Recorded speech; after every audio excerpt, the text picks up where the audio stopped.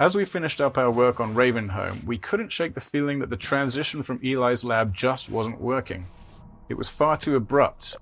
Eli's lab connected directly to the streets of the town where you'll be shortly, and the section you're standing in didn't exist. We had just made this promise at the end of Eli's lab: we don't go there anymore. And we liked the overall build-up we'd created. But when the player got to Ravenholm, they were immediately dropped into combat with zombies without any room for tension building. So we built this section and the subsequent tight corridors to address that in a way we were happy with. We slowed the pacing, focused on art and lighting, and got you ready to experience why we don't go to Ravenholm anymore. Ravenholm Gameplay Focus. After watching many playtests of Ravenholm, we knew the core gameplay of the level revolved around the gravity gun and physics. Once equipped with that knowledge, we felt we could appropriately build the transition into Ravenholm and help the player learn and understand a bit about what the upcoming experience would be. This happens often. We build the level track, figure out what's working, and then design its prologue. We built the following set of rooms with that table setting in mind. The brutality of the tools we provide the player seemed to aid in setting the mood we were striving for, helping to shift the tone from the safety of Eli's lab to something darker and more frightening.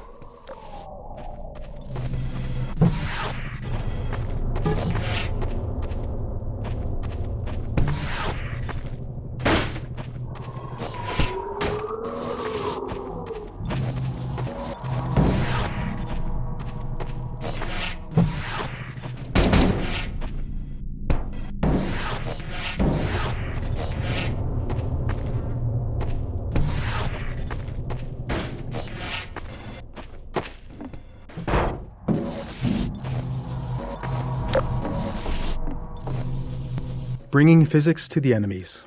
The physics traps in Ravenholm were some of the first gameplay elements in the level that we were really happy with, but they lacked player agency. It was the saw blades that helped us figure out what Ravenholm was truly about. With saw blades, the player was able to bring physics to the zombies instead of leading zombies into the physics. Once we had that understanding, Ravenholm evolved rapidly. We kept combing through the map, looking for anything, especially anything unusual, that could be turned into a tool or weapon for the player. Player tools. By this point in the game, players have a lot of experience with Half-Life 2's physics, but they've just received the gravity gun, which provides a whole new way to interact with the physics objects in the game. We iterated on a variety of the physics objects that the player could play with, things like saw blades, the catapults, explosive canisters, traps, spears, and so on, and honed in on the ones that worked well with the physics gun and cut the ones that didn't. Then we went about stripping the levels of ammunition items so that the player had to rely on these objects to survive.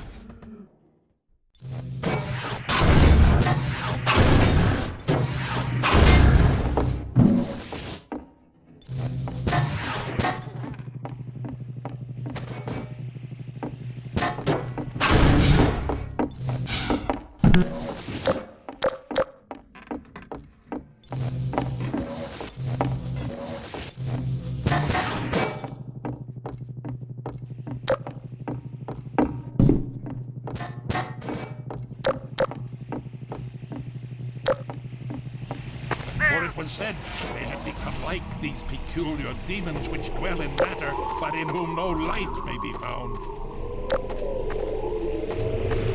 Contrived setups. There's a pretty obvious contrivance in a bunch of the gravity gun and physics object training. The player pulls a saw blade out of the wall with the gravity gun, and right on cue, a zombie stumbles around the corner, just begging to have a saw blade launched at it. Then the player crawls under a spinning blade trap to turn it off, and suddenly 3 zombies appear, taunting the player to switch the trap back on. We didn't have much time to iterate on this section, so we needed setups that worked for all players, not more open-ended ones that relied on them making the right move. While this kind of design has the potential to reduce players' creativity, in this case, we found that they didn't seem to mind that we forced their hand a little bit.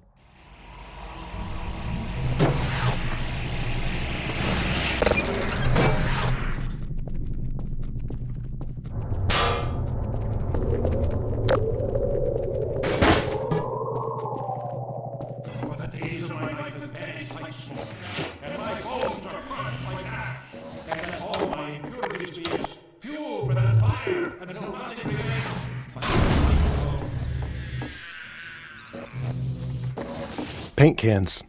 Once we started to succeed at making the gravity gun and physics gameplay the core of the Ravenholm experience, we started to go through the levels and look for objects that we might have overlooked as we were busy working with the really aggressive things like saw blades and exploding canisters. One of the things we found was the paint can, and it was simple enough for us to sort of reinforce player expectations by having the paint can splatter paint on the zombies when you threw one at them.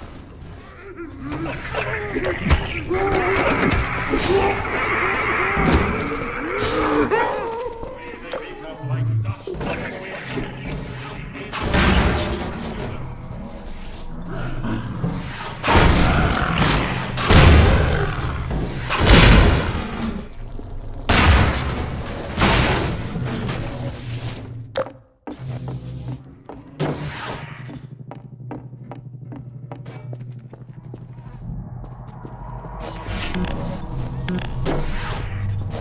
Ravenholm's development. We began developing Ravenholm early in the production of Half-Life 2, so it went through more than one full development pass. The first version predated the gravity gun, with gameplay focused on traditional zombie combat using guns and some of the physics traps. We even planned to showcase Ravenholm at E3 in 2002, but the game was ultimately unveiled a year later in 2003. By that point, we had invested heavily in Ravenholm's art, something which we generally avoid until the gameplay is fully proven. So once we went back to Ravenholm with the gravity gun mechanic in mind, we were working with a lot of pre-existing level geometry that had been designed with a very different gameplay goal in mind. Misteaching flinches. Another memorable playtest and example of the danger of misteaching players occurred in Ravenholm. One of our design principles is for the game to respond to the player as much as possible. So when designing the gravity gun, it seemed obvious that if the player pointed it at a zombie and pulled the trigger, something should happen. It was simple enough to make it zap the zombie for a tiny amount of damage, causing the zombie to play its flinch animation, which felt good and responsive. Later, we watched a playtest where the tester discovered this interaction immediately upon arriving in Ravenholm, and interpreted it as a feedback that the gravity gun was hurting the zombie, which it was, just not very much. So they zapped the zombie again, repeatedly, shocking it over and over until it died. This is a slow, unfun, inhumane way to fight zombies, especially where you're surrounded by saw blades and explosive canisters. Having learned our lesson, we removed that flinch animation, even though it meant losing that interaction between the zombie and the gravity gun. In this case, it was better to not have the simple interaction, rather than give the false impression that the gravity gun was an effective way to fight zombies. Even simple principles can require trade-offs when you get into the details.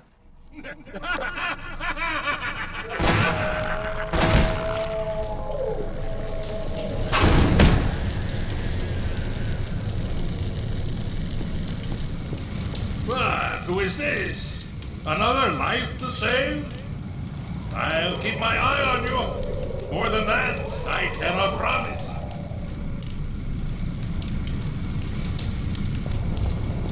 Grigori Plaza. This open plaza is one of the areas that was fully detailed in our first development pass, and when we returned to it, we wanted to preserve as much of the existing art as possible while designing a new player path that used all 3 dimensions, moving players up and down, through windows, across rooftops, and between buildings. It wasn't a large space, so we had to squeeze as much track out of it as possible, and since that started as an art-focused area, it was light on gameplay and we needed to address that playtesters tended to fly right through it. And to top that off, it was already pushing our rendering performance budget with little room left for anything new. The challenge became finding small additions to slow the player down by adding threats around corners and into every nook and cranny of the level.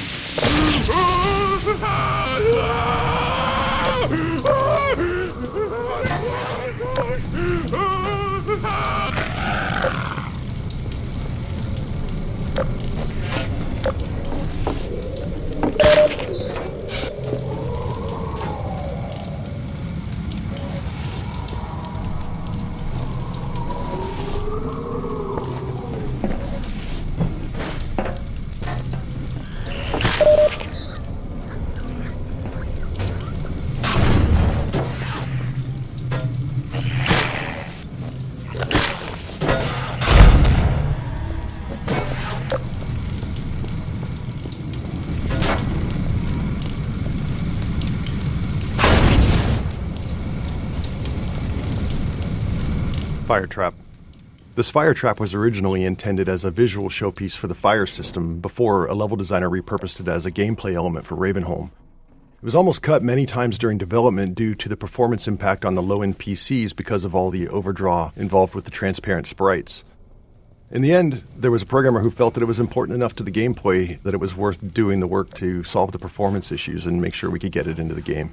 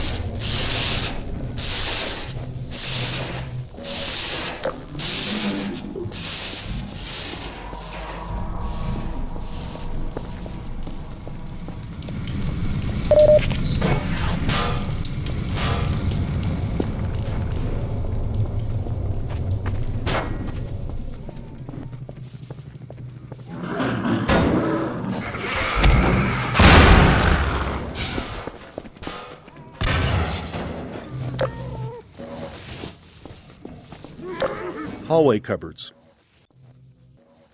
These junk-filled hallways were a simple solution to our need to slow the player down. With the constraint of preserving as much of the existing geometry as possible, combined with slow-moving zombies as the main enemy, it was tricky to stop players from just sprinting through here. Luckily, having Grigori as the crazed inhabitant of Ravenholm made these setups easy to justify. It makes good sense that he'd clog the stairwell to keep himself safe on the rooftops. In the end, Grigori's solution and ours were one and the same. Just throw a bunch of furniture in the way, because if it stops zombies, it'll probably slow the player down too.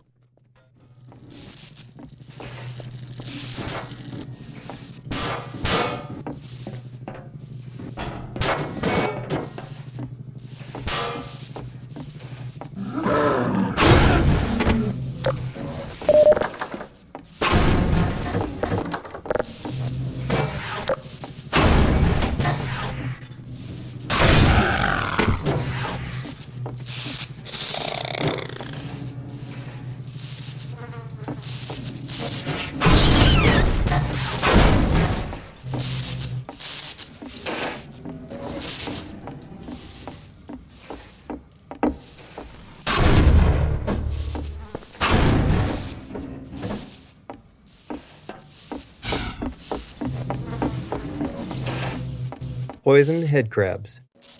This room unintentionally introduces poison headcrabs.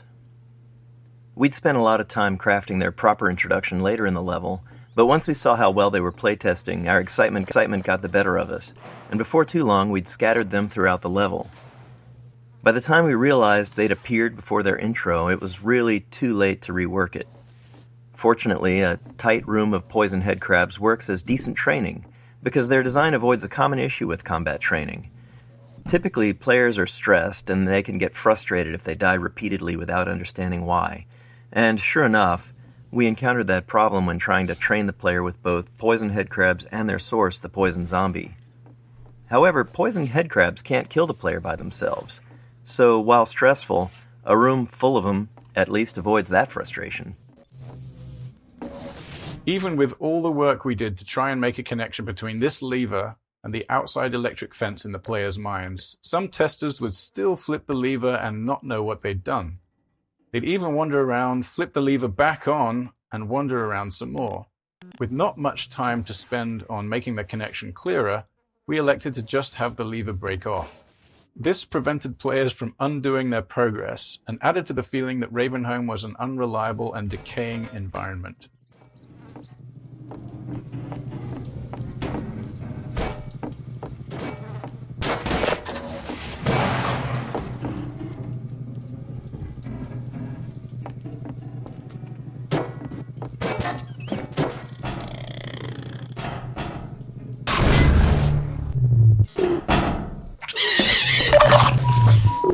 Warning.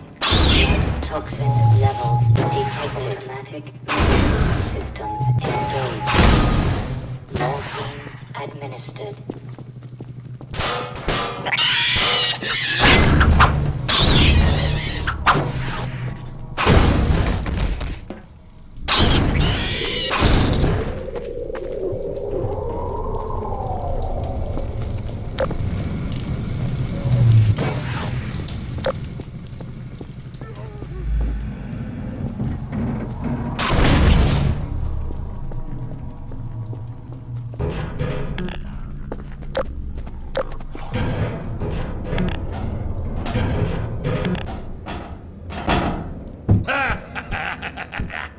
Well done, brother. Make free use of my traps, but take care not to fall in them yourself. Behind you! In Ravenholm, you do well to be vigilant.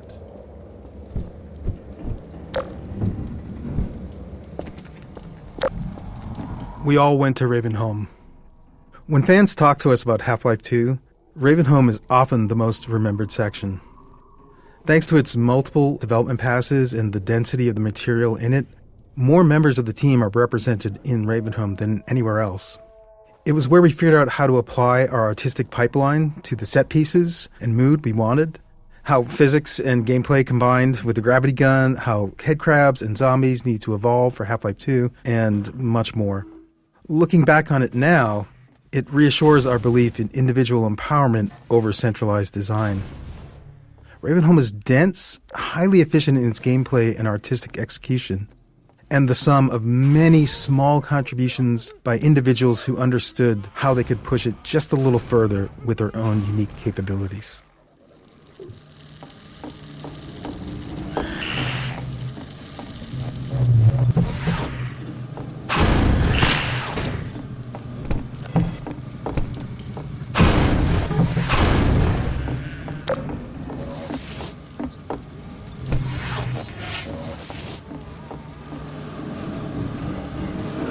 Car crushers. These car crushers required some adjustments and quite a bit of work to our physics damage system. There's always a challenge when big physics objects interact with non-player characters. For instance, if the physics can push the NPC, it might shove them somewhere they're not supposed to go, leaving them unable to recover. This isn't a big issue for something like a headcrab, which can just hop out of a tricky situation, but for something like a zombie, it could mean they get stuck and end up helpless, flailing away in whatever gap they manage to wedge themselves into, which kind of kills the survival horror mood we're going for here.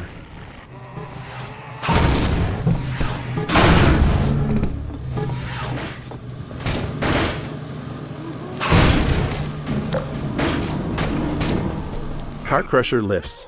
Getting the car crushers to lift the player was also tricky. See, the player is always being simulated by both the physics system and the game's movement system. Each time we update the player's state, we compare the results from both systems and decide which one is right, then sync them up and repeat.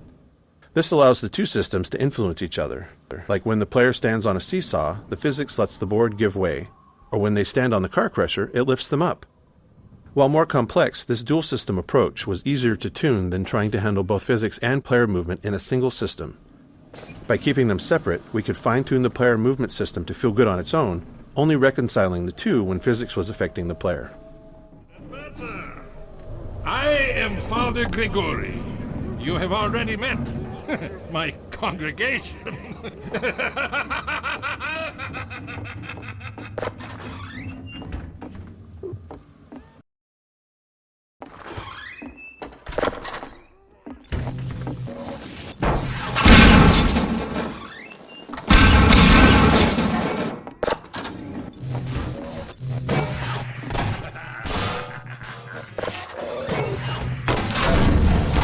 Balm for your affliction, child. It is you, brother. I apologize. But no harm done. My bullets are the least of your concerns.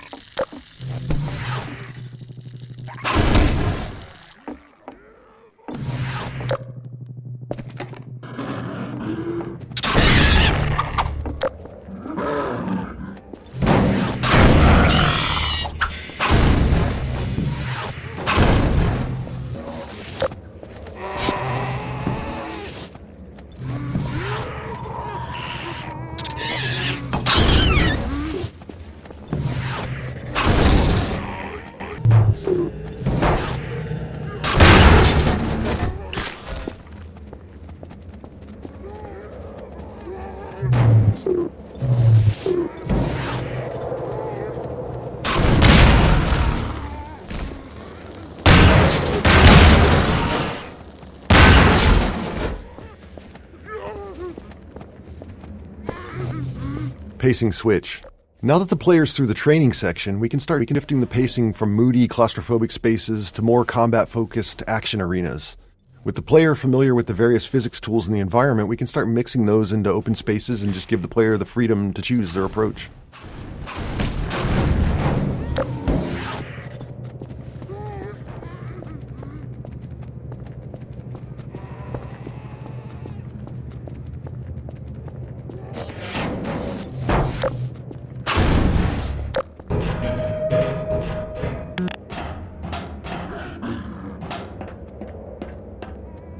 Although they call me crazy, I care not, for thou art my helper, my strength.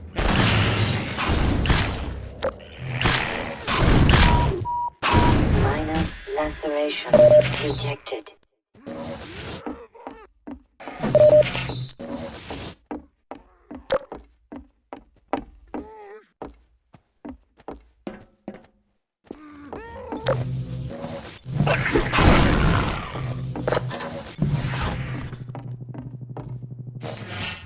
Tables and bodies. Towards the end of Ravenholm's production, with all the major pieces in place, we went through and tried to fill out every bit of empty space with something interesting. In doing so, we had to be careful to use what we already had and not create anything new, as we couldn't risk introducing more bugs. Often, as in this room, we were trying to add new moments of gameplay, while also adding more detail and storytelling to the area. Small scenes like this allow an attentive player to think about what they're seeing and what it might mean for what they'll encounter next.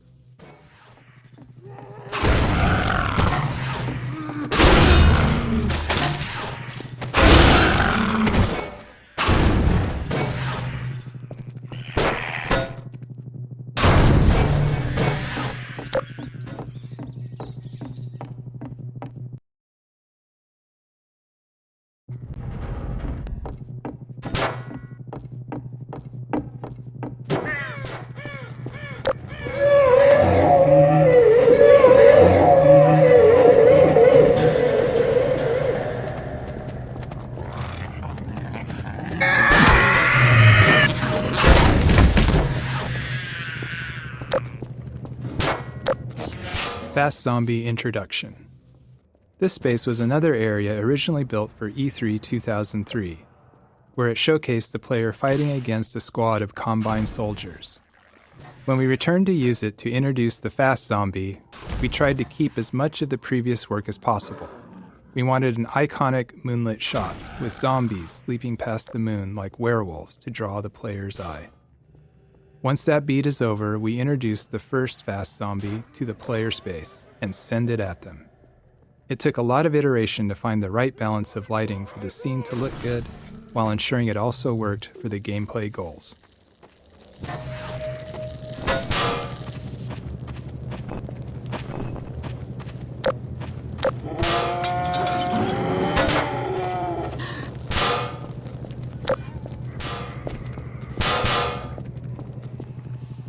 Physics object consistency.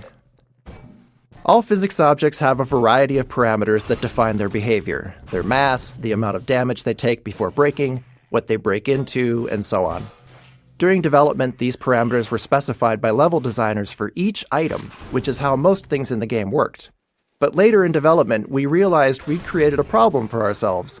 There were thousands of physics objects in the game, and no method to ensure consistency across them. As a result, a cardboard box might break apart with a single pistol shot in one level and be completely invulnerable in another. Internally, we generally referred to these inconsistencies as level designer crimes. To fix these, and to deliver some justice, we built a system that enforced consistency on all physics objects based on their visual model. Since most of the game had already been built, we were forced to allow level designers to explicitly opt out of this system for rare edge cases where they needed to do something criminal to preserve what they'd designed. Internally, we refer to these designers as recidivists, some of whom perpetuate their life of crime at Valve to this day.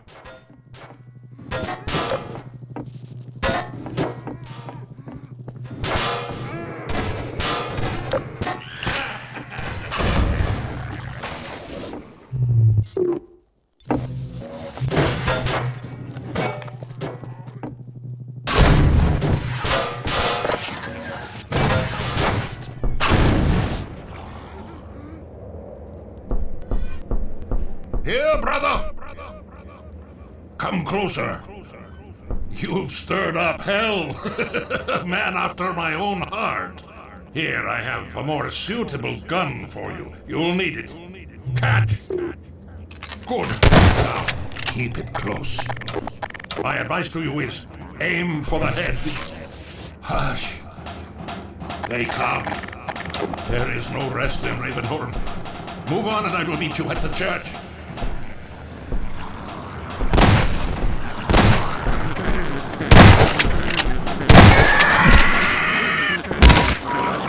Major fracture detected.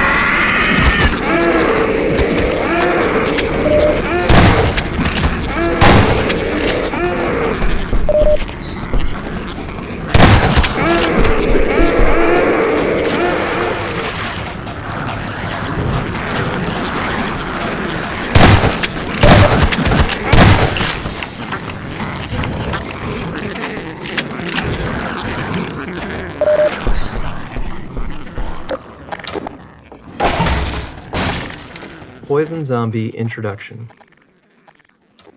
Constraining the player in a tight space, while providing them with a view outward, is a useful way to increase the chances that they'll notice something we want them to see. Here, we draw the player's attention with the sound of a whale before the poison zombie itself becomes visible. Originally, this encounter was also the first time players faced poison headcrabs, but as mentioned in an earlier node, we got far too enthusiastic in proliferating poison headcrabs around the level and ended up spoiling their joint introduction here. In the end, however, these first encounters worked better as separate instances anyway.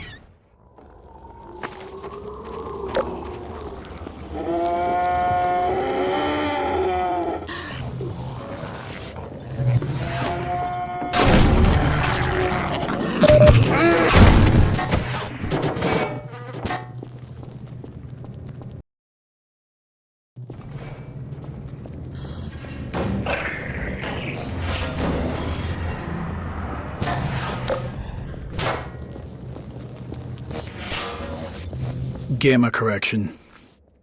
Our game engine has a rendering system that's responsible for taking the entire state of the game and calculating a color value for every pixel on your screen to represent that state. But code and software from other people are involved in the process of calculating those pixels as well. As an example, the software and hardware in your GPU and monitor. At one point during development, we were unhappy with how our characters looked. In particular, we thought that they looked waxy or sickly. Their skin was wrong. We spent some time tuning our lighting, but we just couldn't get both our character and our world to look right. Luckily, we still had a fully featured software renderer, which allowed us to run the game without a GPU, because this was an era where many players still didn't have one. And looking at the game on that renderer, we noticed that our lighting didn't have the same problem. So we went through our code with a fine-tooth comb, trying to figure out where our rendering code was doing something wrong when it was working with a GPU. After failing to do so, we tried talking to the GPU manufacturers, asking them to double-check they weren't doing anything wrong with the pixel values we were passing them. That was the start of a long journey, and long story short, it was a journey of almost 2 years of back-and-forth communication with GPU manufacturers before we were able to convince them that they were doing gamma correction incorrectly in the low-level math on their cards. During this, we'd even had to build a system that validated the color values of an individual pixel throughout the entirety of our rendering pipeline. But eventually, at the end, we finally got new drivers back from them, and our characters immediately looked like they should, matching the software render.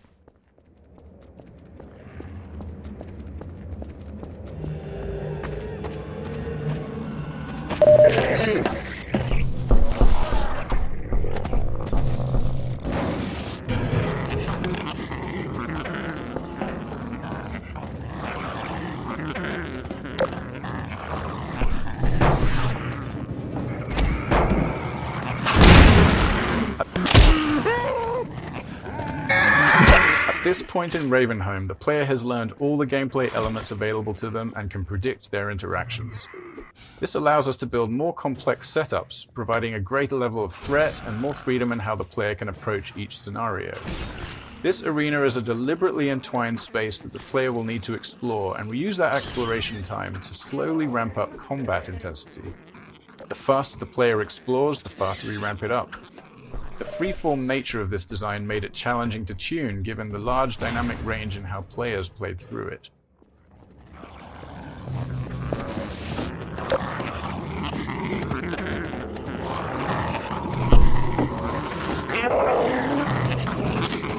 Playtester archetypes. Iteration and regular playtest were the lifeblood of Half-Life 2's production. Every week, we'd quietly watch over the shoulder of a player going through the section we were working on, taking notes on what worked and what didn't.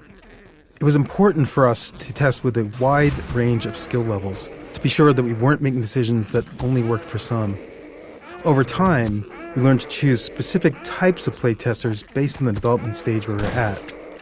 Early on, we used experienced gamers, usually teammates, who could handle rough, unfinished areas and were good at explaining their thought process. For combat testing, we'd find players of all skill levels, especially those creative in their usage with the tools. Finally, as sections became more polished, we'd focus on beginners, people who didn't play games much or weren't familiar with first-person shooters. Even if they weren't necessarily someone who might buy the game, we often learned something valuable from watching them.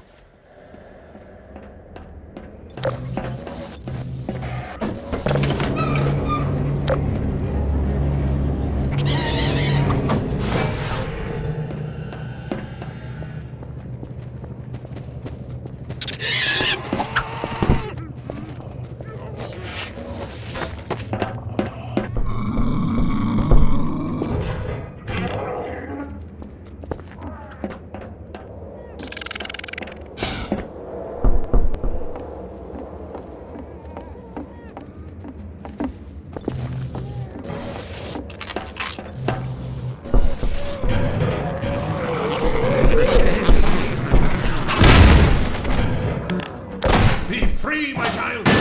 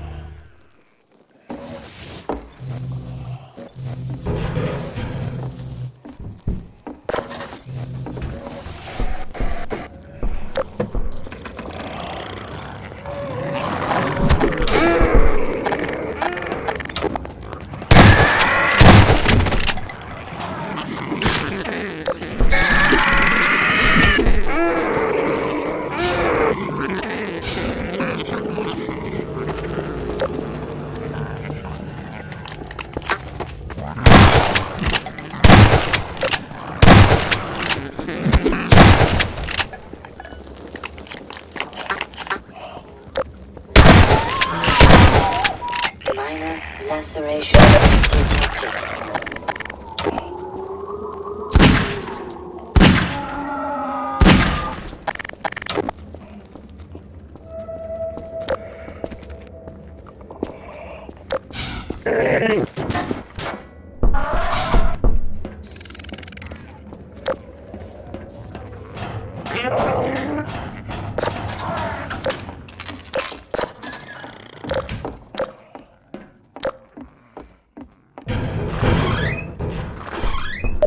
Final arena. When we finished the first pass over Ravenholm, this rooftop was intended to be the culminating fight. Like other spaces in Ravenholm, it had begun life as a space purely focused on being an interesting visual location. We felt it was important that, as the player left Ravenholm, they had a moment to look back over the town they had just survived and get a glimpse of where they were headed next. Multiple gameplay groups took a shot at building a fight here, but the tight geometry and performance constraints meant we never really created a finale we were happy with. Not unlike the Half-Life saga itself, it seemed as if Ravenholm was destined to not have a real ending.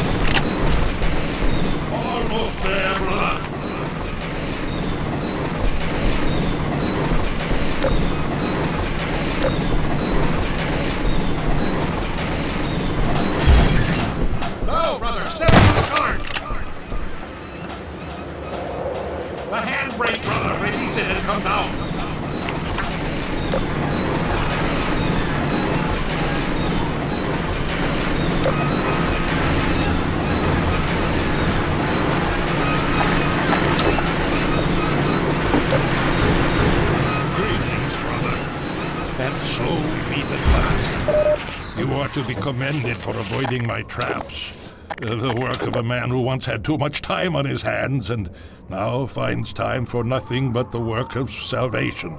I suspect you have little wish to remain in Ravenholm, so I will show you to the mines. As for me, a shepherd must tend to his flock, especially when they have grown unruly.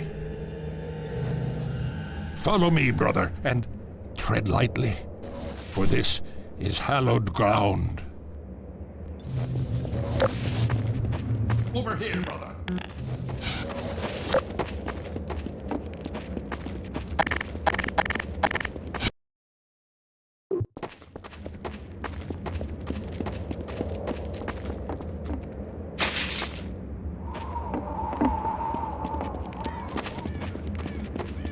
Response rules. We knew early on that we wanted a lot of dynamic dialogue in-game, so we needed a system to handle it effectively. We aimed for a system that allowed sound designers to add and tweak lines without involving programmers, made the dialogue tightly responsive to the game's state, and minimized repetition. With these requirements, we created the response rules system.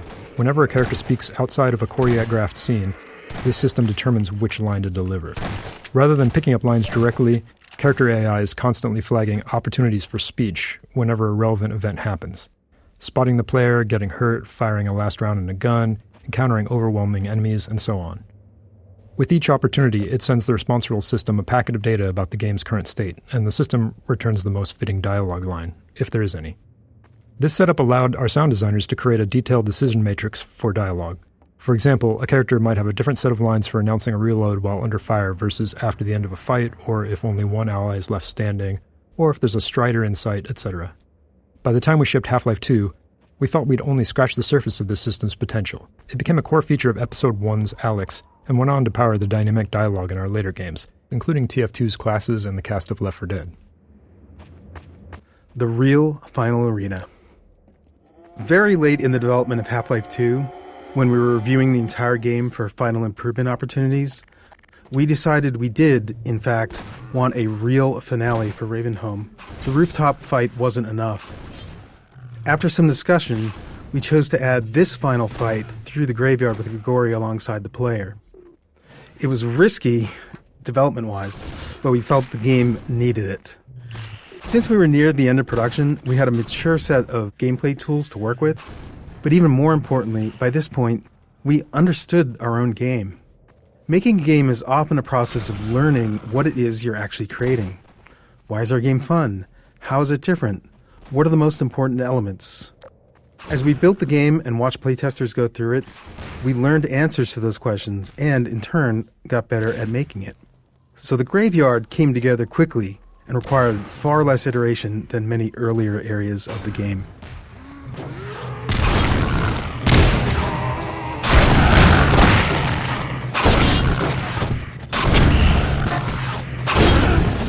May the light of lights be with you!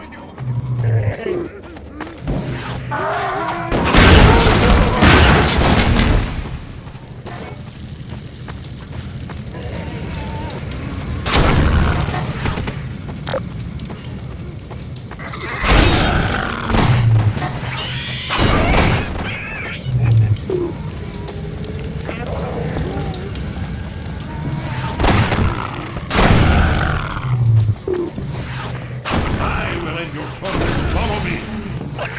Quickly, brother.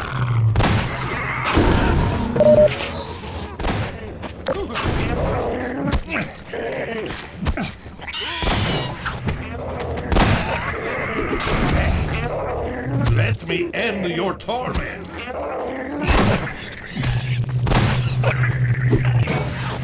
To me, brother.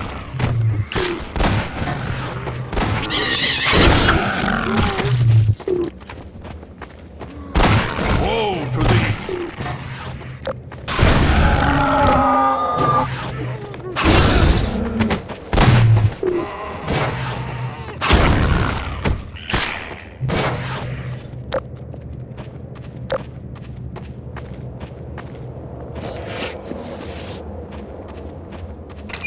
Hurry while I hold the gate!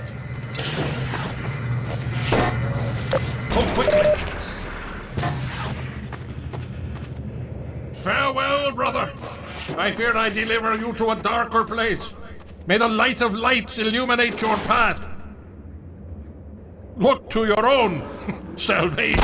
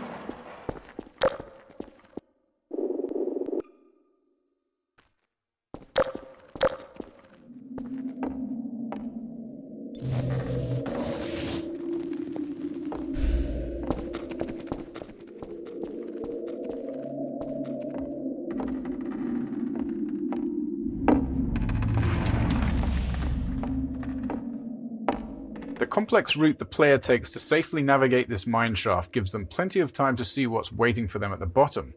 And surprise, it's headcrabs. Honestly, it's often headcrabs. But in this case, it's poison headcrabs, which are fun by themselves, but a real riot when you add fast headcrabs into the mix. These two guys make a great combination. Neither is particularly dangerous on its own, but together they're incredibly lethal. Once poisoned, a single hit from a fast headcrab is enough to kill the player. And this is what biologists call symbiosis. At least that's what we think.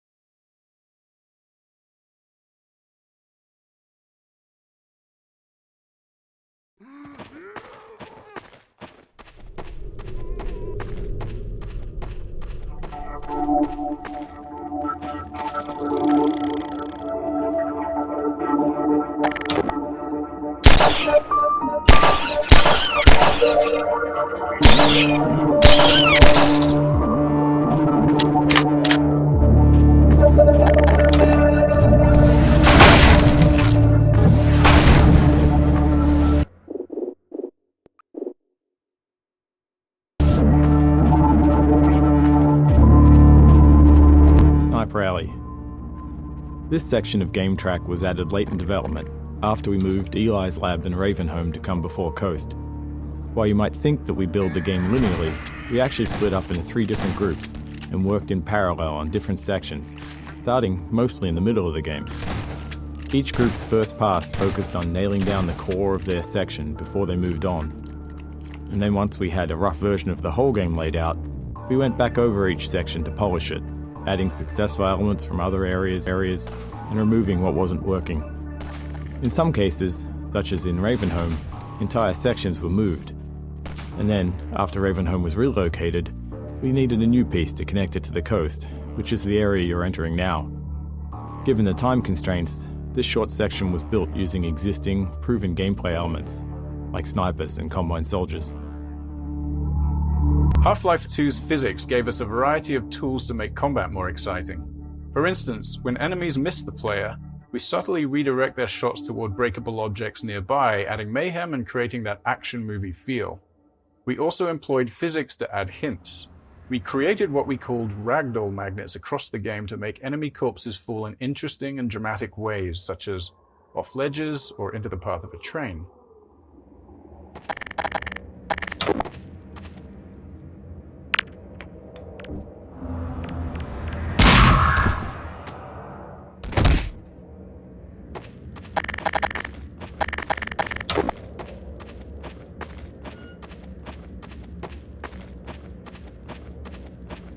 Snipers. The Half-Life 2 team was never very large, so we were always looking for ways to create new gameplay without high asset production costs. The sniper is a great example. It has no actual model, just a laser beam, so it required no art or animation support. When it dies, it simply spawns a Combine Soldier ragdoll and launches it out the window. Despite that simplicity, we got a lot of unique gameplay from it. We were especially happy with how it interacted with the physics objects in the game world. Players are used to exploiting explosive objects near enemies, so it felt fitting to have an enemy that flipped that dynamic when the player was in cover.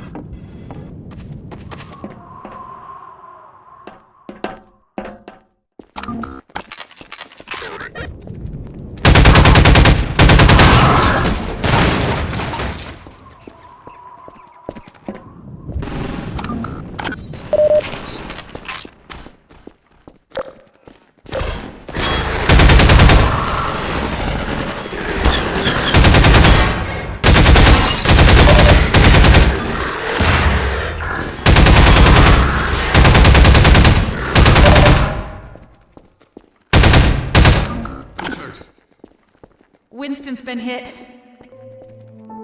Patch him up and get him to the back as soon as he's stable. Gordon Freeman. It's incredible you made it. We've been getting communications from Alex. I'll see if I can reach her again. Follow me.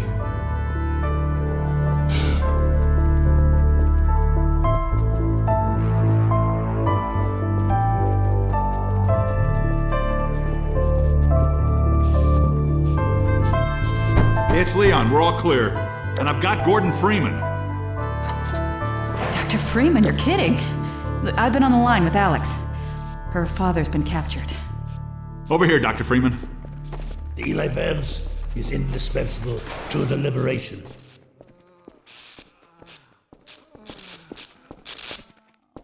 Alex, it's Leon.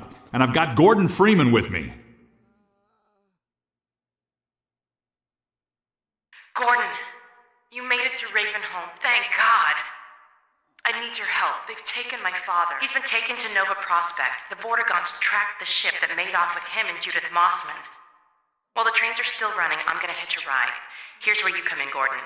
I need you to make your way along the coast until you get to Nova Prospect. It used to be a high-security prison. It's something much worse than that now. But I think it's still easier to sneak in than to break out. You wanted to take the coast road? You won't last 5 minutes on foot. It's spawning season for the antlions. That's why I called you, Leon. I was hoping you still had the scout car we left with you last summer. The one my dad rigged with the Tau cannon. Yeah, good idea. Hold on a sec. Norco? Bring the buggy out. Put it on the dock right now. Gordon Freeman will be driving it. Will do. I just finished mounting an ammo crate on the back. Good timing. Okay, Alex, we're all set. Thanks, Leon. Gordon, I haven't driven the coast in over a year, but I have no reason to think it's gotten any safer. Meet me in the depot where the trains unload. Take care of yourself, and I'll see you in Nova Prospect. Bye for now. Bye, Alex. Okay, Doc. Before you hit the road, you might want to grab some med kits, restock on ammo, maybe check the map, see where you're headed. There's an ammo supply crate on the back of the car, if that's any comfort.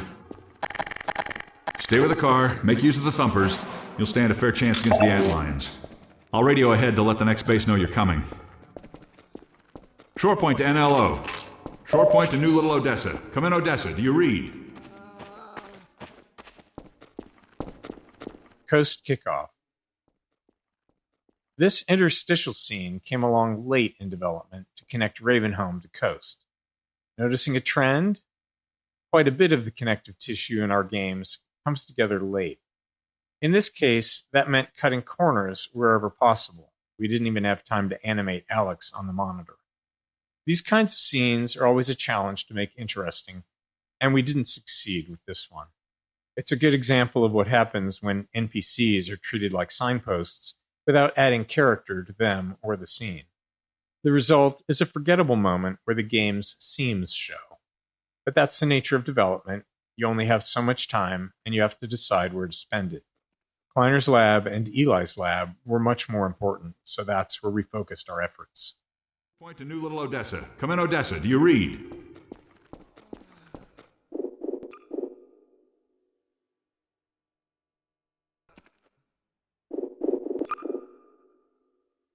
Shore point to NLO. Shore point to New Little Odessa. Come in, Odessa. Do you read?